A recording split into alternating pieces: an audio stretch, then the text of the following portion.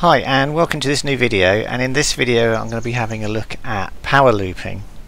And people are going to start to think I'm obsessed with camera angle, but I'm going to look at the effect of camera angle on power looping as well, because when you're doing a power loop, one of the things that really helps you in sighting your power loop is what camera angle you run.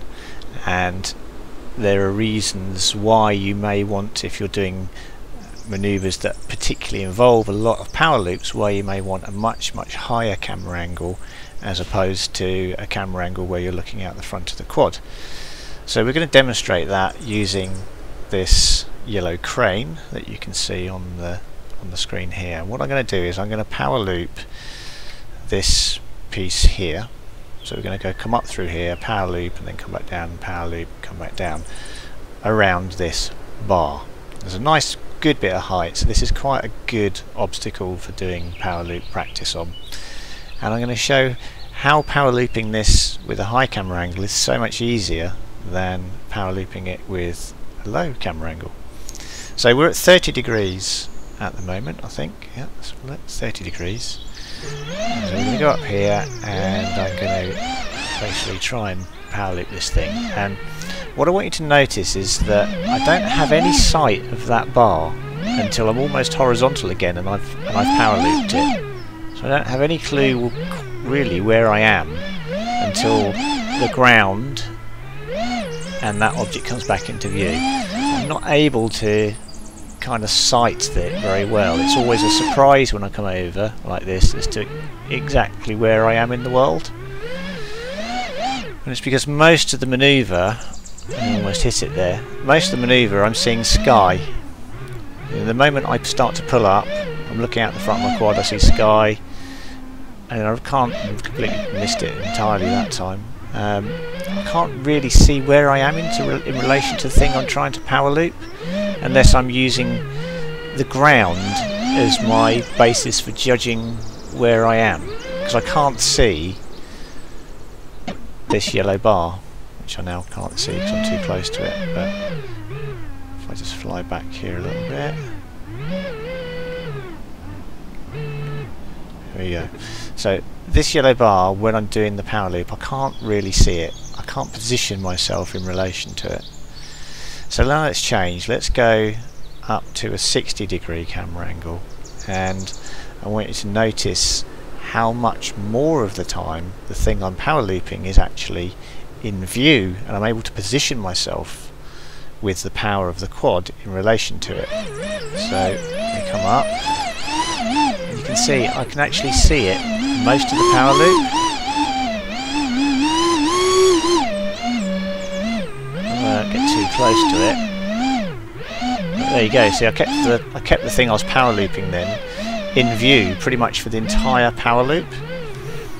Let's just go back here again and start these power loops again. But you can see I'm actually managing to keep the thing I'm power looping in view. I can actually see it. I know where I am in relation to it the whole time. And that is effectively one of the advantages of a high camera angle when you're doing maneuvers like a power loop, in that it gives you the ability to really position yourself in relation to the thing you're power looping, because you can keep it in view for the entire time. Okay, so let's switch to a different scene here, and I'll just give you a different example of this. So this is a racing example. What do I want? I want an empty scene day. Where are we? Empty scene day and the VRL 13. VRL 13, here we go. Ready to race. So in this track there is a guided power loop, and it's over here. It's this one here. So you see you've got your red dots through the air, and then you come back down through there. So the idea of this particular obstacle is you fly up here, you follow the dots around, and you come back down through there like that. Okay, so that's the power looping question. Now what I want to show you is exactly the same thing. If I go down to a 30 degree camera angle and I try and fly this, what will happen is that I don't really get to sight that entry point until really late. You see how late it was that I actually got to see where it is I'm going to go? Now the way you can combat that is to do a power loop that's just way too big to give yourself the time, but of course that slows you down. So if I go really big on my power loop, I give myself time to sight, but of course I've lost time in doing a really big, much bigger than I need to do, power loop, because I need that time in order to sight where I'm going, because I just can't see most of the power loop. I'm just seeing sky and ground that's not relevant to where I want to go. Now if I go up to 60 degrees, what you'll see here is that I can actually fly this much more tightly now, like that, but inside the red dots this time rather than outside of them, because I've got much more time now to sight my entry point as I come out of the power loop. So I'm going in, and really quickly I can see where I'm going to come out again,